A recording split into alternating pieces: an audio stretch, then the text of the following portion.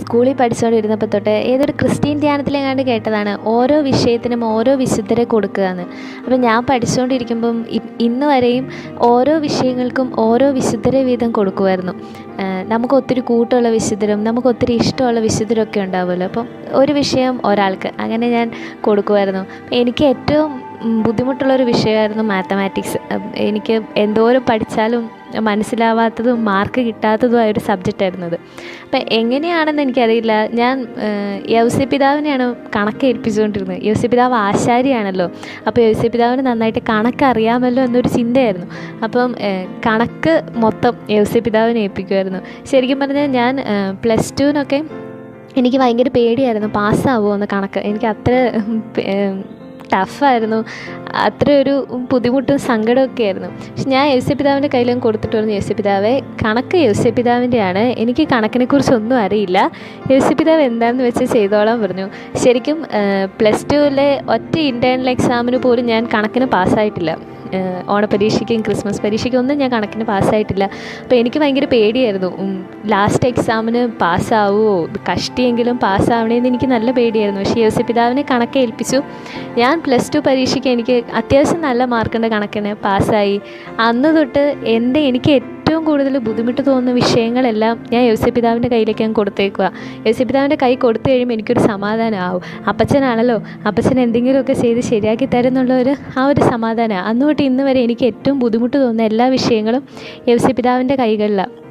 അതുപോലെ എൻ്റെ ഒരു സുഹൃത്ത് ഈ ഇടയ്ക്ക് അവളുടെ ഒരു എക്സ്പീരിയൻസ് ഷെയർ ചെയ്തു.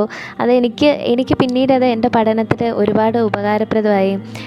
ആ കുട്ടിക്ക് കമ്പയർ സ്റ്റഡി ചെയ്താൽ മാത്രം പഠിക്കുന്ന ഒരാളായിരുന്നു. തന്നെ ഇരുന്ന് പഠിക്കാൻ ഒട്ടും പറ്റില്ല, കമ്പയർ സ്റ്റഡി നടത്തിയാൽ മാത്രമേ എന്തെങ്കിലുമൊക്കെ മനസ്സിലാവുള്ളൂ എന്നുള്ളതായിരുന്നു. അപ്പോൾ ആദ്യമൊക്കെ കൂടെ ഉണ്ടായിരുന്ന കുട്ടികൾ, കൂടെ പഠിച്ചുകൊണ്ടിരുന്ന കുട്ടികളൊക്കെ കമ്പയർ സ്റ്റഡി ചെയ്യാനും കൂടെ ഇരുന്ന് പഠിക്കാനൊക്കെ ഹെൽപ്പ് ചെയ്യുമായിരുന്നു. പിന്നെ എല്ലാവരും പതിയെ ഒഴിവാക്കാൻ തുടങ്ങി.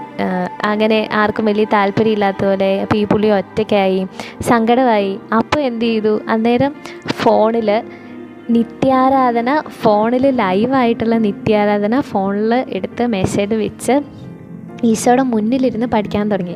നിത്യാരാധന ലൈവായിട്ടുള്ളത് ഫോണിൽ വെച്ച് ലൈവായിട്ട് ആരാധന കൂടിക്കൊണ്ട് ഈശോയെ മുന്നിൽ വെച്ചിട്ടിരുന്ന് പഠിക്കാൻ വേണ്ടി തുടങ്ങി.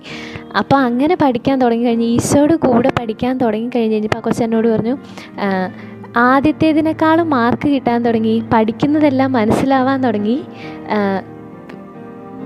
ഫെയിലാവും എന്ന് വിചാരിച്ചിരുന്ന വിഷയങ്ങൾക്ക് പോലും ഫസ്റ്റ് ക്ലാസ്സോടെ പാസ്സായി.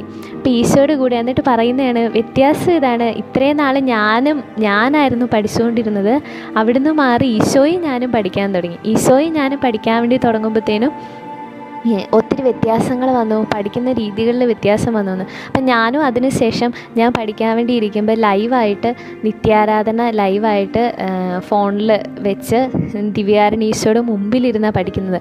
അപ്പോൾ ഈശോയുടെ മുന്നിലിരുന്ന് പഠിച്ചു കഴിയുമ്പം നമുക്ക് ആ സമയത്ത് ഈശോയുടെ മുന്നിലാണ് നമ്മളിരിക്കുന്നത്, നമുക്ക് വേറെ പഠനത്തിൻ്റേതല്ലാതെ വേറൊന്നും നമുക്ക് ചെയ്യാൻ തോന്നില്ല. തമ്പുരാൻ്റെ മുന്നിലിരുന്ന് പഠിക്കുമ്പോൾ ഈശോ നമ്മളിങ്ങനെ നോക്കിക്കൊണ്ടിരിക്കുകയാണെന്നുള്ളൊരു ചിന്ത.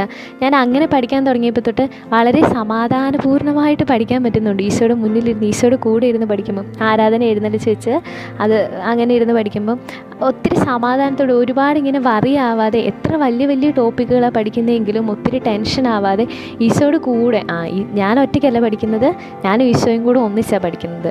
ആ ഒരു വ്യത്യാസം നമുക്ക് ഭയങ്കരമായിട്ട് ഫീൽ ചെയ്യാൻ വേണ്ടിയിട്ട് പറ്റുന്നുണ്ട്. അതുപോലെ എല്ലാ സമയത്തും എപ്പോഴും ഇങ്ങനെ ഒരുപോലെ പഠിക്കാനൊന്നും പറ്റാറില്ല. ചില സമയങ്ങളിൽ ഒട്ടും പഠിക്കാൻ പറ്റാത്തതുപോലെ തോന്നാറുണ്ട്. ചില വിഷയങ്ങളോടൊരു ദേഷ്യം പോലെ, ഇത് പഠിക്കാൻ പറ്റുന്നില്ലല്ലോ എന്നുള്ള ചിന്തയൊക്കെ തോന്നുമ്പം ഞാനിങ്ങനെ എൻ്റെ കൂടെ പഠിച്ചൊരു സിസ്റ്ററുമായിട്ട് ഞാനിത് ഷെയർ ചെയ്തു, എനിക്ക് പറ്റുന്നില്ല. അപ്പോൾ എന്നോട് സിസ്റ്റർ പറഞ്ഞൊരു കാര്യമാണ്, ഒന്നും ചെയ്യണ്ട, ആ സമയത്ത് പുസ്തകം തുറന്നു വെക്കുക, ഈശോയെ സ്തുതിച്ചുകൊണ്ടിരിക്കുക. പഠിക്കാൻ പറ്റാത്ത ടോപ്പിക്ക് തുറന്നു വെച്ചുകൊണ്ടിരിക്കുക, ഈശോയെ സ്തുതിച്ചുകൊണ്ടിരിക്കുക, വേറെ ഒന്നും ചെയ്യേണ്ട. ഞാൻ അങ്ങനെ ചെയ്യാൻ തുടങ്ങി. അത് കഴിഞ്ഞ് കഴിഞ്ഞപ്പോൾ തൊട്ട് ആ ഒരു സബ്ജക്റ്റിനോടുള്ള ആ ഒരു ഒരു അകൽച്ചയൊക്കെ മാറി. ഇപ്പോൾ എനിക്ക് എന്ത് ഇറിറ്റേഷൻ വന്നാലും, പഠിക്കുന്ന സമയത്ത് എന്ത് ഇറിറ്റേഷൻ വന്നാലും ഞാൻ വേഗം ഈശോയെ ഇരുന്ന് സ്തുതിക്കും. എന്താണേലും ആ ഒരു സമയത്ത് അയ്യോ പഠിക്കാൻ പറ്റുന്നില്ലല്ലോ, ഇത് എന്തൊരു കഷ്ടമാണ്, അങ്ങനെ ചിന്തിച്ചുകൊണ്ടിരിക്കുന്ന സമയം, അങ്ങനെ വെറുതെ സമയം കളയാതെ ഈശോയെ അപ്പോൾ സ്തുതിച്ചുകൊണ്ടിരിക്കും. അപ്പോൾ തിന്മയുടെ ആ ഒരു ഇതിൽ നിന്ന് ഒരുപാട് എന്താ പറയുക, നമ്മളെ കീഴടക്കാൻ അനുവദിക്കാതെ ഈശോയെ നമ്മൾ സ്തുതിച്ചുകൊണ്ടിരിക്കുകയാണല്ലോ. അപ്പോൾ കുറച്ചുകൂടി കൂടുതൽ എഫക്റ്റീവായിട്ട് പഠിക്കാൻ പറ്റാറുണ്ട്. അതുപോലെ എന്തോരം ഡിസ്ട്രാക്ഷൻ വന്നാലും ഞാൻ പെട്ടെന്ന് ഈശോയെ ഞാനെങ്കിലും ശരണപ്പെടുന്നു. എത്ര പഠിക്കാൻ പറ്റുന്നില്ല, സങ്കടമാണ് വരുന്നതെങ്കിലും ഈശോയെ ഞാനെങ്കിലും ശരണപ്പെടുന്നു എന്ന് റിപ്പീറ്റ് ചെയ്ത് പറയാറുണ്ട്. ഈശോയെ ഞാനെങ്കിലും ശരണപ്പെടുന്നു, അല്ലെ ഞാൻ ആ ഇരിക്കുന്ന സ്ഥലത്ത് ഇങ്ങനെ എഴുതും, ഈശോയെ ഞാനെങ്കിലും ശരണപ്പെടുന്നു എന്ന് പറഞ്ഞ് എഴുതുമായിരുന്നു. അതുകൊണ്ടൊക്കെ കൂടെ അങ്ങനെയൊക്കെ ചെയ്ത് കഴിഞ്ഞ് കഴിയുമ്പോൾ പഠിക്കാനുള്ളത് വളരെ എളുപ്പമായിട്ട്, അല്ലെ ആ ഒരു ഫ്രസ്ട്രേഷൻ മാറുന്നതായിട്ട് എനിക്ക് ഫീൽ ചെയ്യാറുണ്ട്.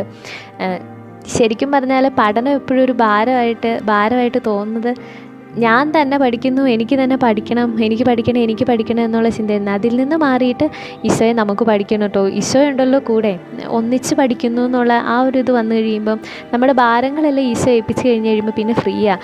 അപ്പോൾ പിന്നെ പഠന കാലഘട്ടം ശരിക്കും പറഞ്ഞിട്ടുണ്ടെങ്കിൽ ഒന്നും ആയിട്ട് നമുക്ക് ഫീൽ ചെയ്യില്ല. ഈശോ ഉണ്ടല്ലോ കൂടെ, എന്നെ സഹായിക്കാനും എന്നെ ഹെൽപ്പ് ചെയ്യാനും എൻ്റെ കൂടെ നിൽക്കാനും ഒക്കെ ആയിട്ട് ഈശോയുണ്ട്, സ്വർഗം മുഴുവനും ഉണ്ട്. അപ്പോൾ അവരുടെ എല്ലാവരുടെയും സഹായത്തോടെ ഞാൻ പഠിക്കുന്നത് എന്നുള്ള ആ ഒരു ചിന്ത വന്നു കഴിയുമ്പോൾ തന്നെ ഒരുപാട് ഇമ്പ്രൂവ് ചെയ്യാൻ വേണ്ടിയിട്ട് എനിക്ക് പറ്റിയിട്ടുണ്ട് പഠനത്തിൽ. അപ്പോൾ ഈശോയുടെ കൂടെ ഈ സമയങ്ങളൊക്കെ, വചനം ചൊല്ലുന്ന സമയവും ഈശോയോട് സുഹൃദേവങ്ങൾ ചൊല്ലി പ്രാർത്ഥിക്കുന്ന സമയമൊന്നും ഒരിക്കലും നമുക്ക് നഷ്ടപ്പെടില്ല. ഈശോയ്ക്ക് വേണ്ടിയിട്ട് കൊടുക്കുന്ന സമയങ്ങൾ, ഈശോയുടെ കൂടെ ആയിരിക്കാൻ വേണ്ടിയിട്ട് കൊടുക്കുന്ന സമയങ്ങൾ ഒരിക്കലും നഷ്ടപ്പെടില്ല. അതിൻ്റെയൊക്കെ ഇതായിട്ട് ഈശോ നമുക്ക് തിരിച്ചു തരും. നമ്മുടെ പ്രവർത്തികളിലും നമ്മുടെ പഠനത്തിലും ഈശോ എപ്പോഴും അനുഗ്രഹിക്കും. അപ്പോൾ എല്ലാവർക്കും നന്നായിട്ട് പഠിക്കാനും ഈശോയുടെ കൂടെ ഇരുന്ന് പഠിക്കാനും ഒക്കെ പറ്റട്ടെ എന്ന് പ്രാർത്ഥിക്കുന്നു.